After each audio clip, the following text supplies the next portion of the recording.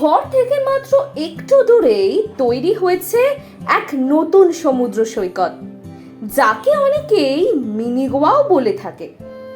লক্ষ্মীপুর একটা ছোট্ট জনপদ বা গ্রাম বললেও ভুল হবে না, সমুদ্র লাগোয়া গ্রাম। তবে এই জায়গাটি প্রথম আবিষ্কার করেছিলেন ব্রিটিশ ভারতের লেফটেন্যান্ট গভর্নর অ্যান্ড্রু ফেজ। পরে তার নামেই হয়েছিল ফ্রেজারগঞ্জ। এই সমুদ্র সৈকতের কাছেই রয়েছে ঝাউবন। এই সমুদ্র সৈকতে মৎস্যজীবীদের বাড়িও রয়েছে। এর কাছাকাছি রয়েছে বকখালি। কাজেই লক্ষ্মীপুর সৈকত দেখে বকখালিও বেরিয়ে আসতে পারেন।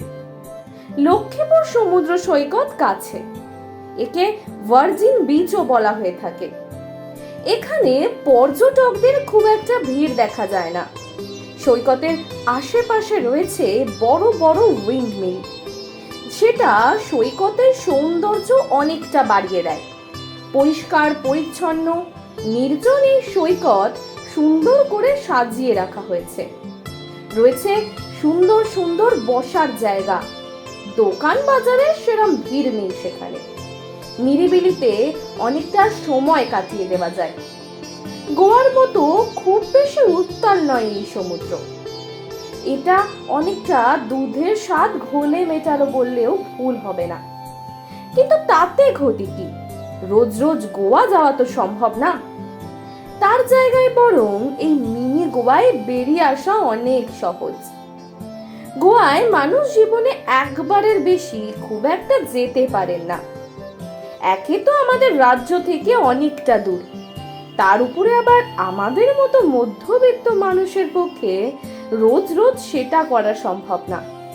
সে কারণে আমাদের মতো মধ্যবিত্তদের পক্ষে ঘরের কাছে মিনি গোয়াই ভালো। গোয়া বেড়াতে যেতে কার না ভালো লাগে, কিন্তু সব সময় অত দূরে যাওয়া তো সম্ভব না। কিন্তু কলকাতার কাছেই রয়েছে এমন একটি জায়গা যাকে মিনি গোয়া বললে ভুল হবে না। তবে দীঘা মন্দারমণি একেবারেই এটা অফ রুটের একটি সৈকত। তার পোশাকি নাম লক্ষ্মীপুর সমুদ্র সৈকত। যাওয়া কলকাতা থেকে বেশি দূরে না।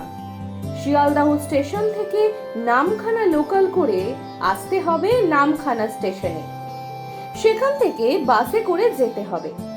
বাসে চড়ে হাতানিয়া দোয়ানিয়া ব্রিজের উপর দিয়ে চলে আসতে হবে বকখালি। সেখান থেকেই হেঁটে পৌঁছে যাওয়া যাবে লক্ষ্মীপুর সৈকতে। বকখালি বাস স্ট্যান্ড থেকে 20 মিনিটের হাঁটা পথে পৌঁছে যাওয়া যায় এই লক্ষ্মীপুর সমুদ্র সৈকতে। সেখানে পা রাখলেই মন ভরে যাবে। থাকা এখানে এখনো পর্যন্ত 2 থেকে 3টে হোটেল ও লজ তৈরি হয়েছে। তবে আপনারা স্বচ্ছন্দে বকখালি থেকে ঘুরে আসতে পারেন মিনি গোয়া। 2 দিন ভীষণ ভালো কাটবে আপনাদের।